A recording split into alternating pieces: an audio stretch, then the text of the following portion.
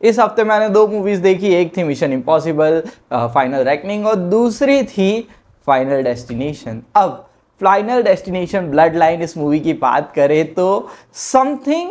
That really takes me to nostalgia. मुझे ये पुरानी यादें ताज़ा कर देती है, क्योंकि पुराने टाइम पे टीवी के ऊपर मोस्टली एक चैनल था, मेरे को वो I think you TV action या कोई एक चैनल था, उस पर मिशन इम्पॉसिबल की जितने भी पार्ट्स होते थे वो सारी मूवीज़ आती थी हिंदी डब में। तो वो मैं बचपन में देखना बहुत ज़्यादा एंजॉय करता था, और उसी नॉस्टैल्जिया को कैरी करते हुए यहाँ पे जिस तरह से हमें देखने मिलता है द फाइनल डेस्टिनेशन में चीज़ें, फिर से वो सारी चीज़ें अगर देखने मिल रही हैं तो ये एक एड ऑन हो जाता है इन द एक्सपीरियंस कि यार एक नई मूवी भी आ रही है फाइनल डेस्टिनेशन की, प्लस वो जो नॉस्टैल्जिक फैक्टर है वो इसमें एक पॉजिटिव पॉइंट की तरह एक एडिशन बन जाता है। तो यहाँ पे इस मूवी को देखने का जो पर्पस था वो मेरा यही था कि मुझे अपने नॉस्टैल्जिया को फिर से जीने की एक बार कोशिश करनी थी। अब यहाँ पे स्टोरी कनेक्टेड है मेन कैरेक्टर के साथ, जो मेन कैरेक्टर आपको फाइनल डेस्टिनेशन में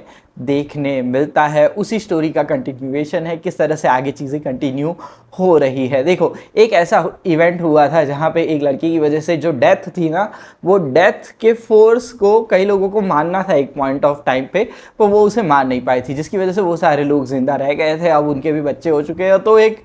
अलग से सिनेरियो बन चुका है। अब डेथ 1 बाय 1 इन सबको मारना चाहती है, किस किस तरह से अब इनकी डेथ होती है, वो सारी चीज़ देखने में इंटरेस्टिंग हो जाती हैं। प्लस डेथ को जो एस्केप करने का यहाँ पे फिनोमिनन है वो कंटिन्यूसली चल रहा है, यहाँ पे चेस चल रही है, डेथ यहाँ पे पीछे भाग रही है और जो मेन कैरेक्टर है वो सबको बचाने की कोशिश कर रहा है, और इसी को हम फाइनल डेस्टिनेशन की स्टोरी बोलते हैं, जो कि बहुत ज़्यादा मज़ेदार होती है। दूसरा, चेन रिएक्शन जिस तरह से यहाँ पे हर एक चीज़ का, हर एक इवेंट का फिल्माया गया है ना, वो एक्स्ट्रा ऑर्डिनरी है। उसी चीज़ के लिए final destination one of my favourite movies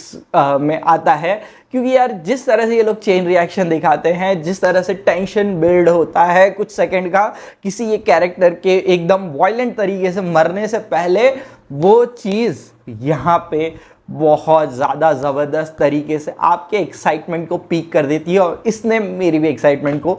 extremely ज़्यादा पीक कर दिया था जब ये सारी चीज़ें होने वाली होती हैं, और आप रियल में एक एंटिसिपेशन के साथ इस मूवी को देखते हो कि हाँ अगले पल क्या होने वाला है, या कुछ टाइम बाद कौन सा कैरेक्टर किस तरह से मरेगा। कोई चीज़ आप प्रेडिक्ट नहीं कर सकते, सारी चीज़ें अलग से नई तरीके से हो जाती है, और ये एक ऐसी चीज़ है जो कि सिर्फ फाइनल डेस्टिनेशन मूवीज़ ही आपको ये वाला एक्सपीरियंस दे सकती है। प्लस इस मूवी को थिएटर में देखा मैंने, तो इसके पहले वाली जो फाइनल डेस्टिनेशन मूवीज़ थी वो मैं थिएटर में नहीं देखी थी, मैं टीवी में देखी थी। तो यहाँ पे ये एक और एलिवेटेड एक्सपीरियंस है, क्योंकि आप पूरा साउंड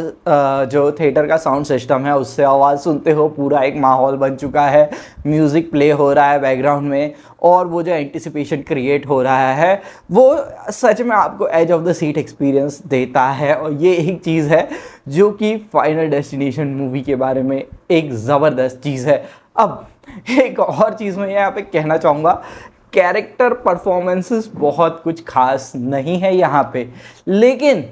जिस तरह से ये एंटिसिपेशन है इसके अंदर, जिस तरह से वो जो टेंशन बिल्डअप होता है, जिस तरह से चेन रिएक्शन है, चेज़ है, ये सारी चीज़ें आपको टोटली एंटरटेन्ड रखती हैं। और यही एक चीज़ है जो कि मुझे इस मूवी में सबसे ज़्यादा इंटरेस्टिंग लगती है। मैं अगर मेरी बात करूँ मैं तो यार जितनी भी फाइनल डेस्टिनेशन मूवीज़ आपको बनानी है, चाहे आप उसमें बेकार से बेकार एक्टर्स को ले लो, फिर भी जिस तरह से यहाँ पे उनका जो डेथ होने वाला होता है उससे पहले इवेंट्स, छोटे छोटे इवेंट्स का एक चेन रिएक्शन बनता है ना, और जो एंटिसिपेशन, जो टेंशन का माहौल बनता है, ये एक चीज़ है ना, वो इन मूवीज़ की यूएसपी है। यहाँ पे एक्टर्स की एक्टिंग को ज़्यादा मैं जज ही नहीं करूँगा, क्योंकि जिस तरह से ये इवेंट्स होने का एंटिसिपेशन बनता है ना, वो एक एक्स्ट्रा ऑर्डिनरी चीज़ है इस मूवी के बारे में। और इसी चीज़ की वजह से मैं इस मूवी को देखने में पूरी तरीके से हुक्ड था, और नॉस्टैल्जिक फैक्टर भी एडेड था, प्लस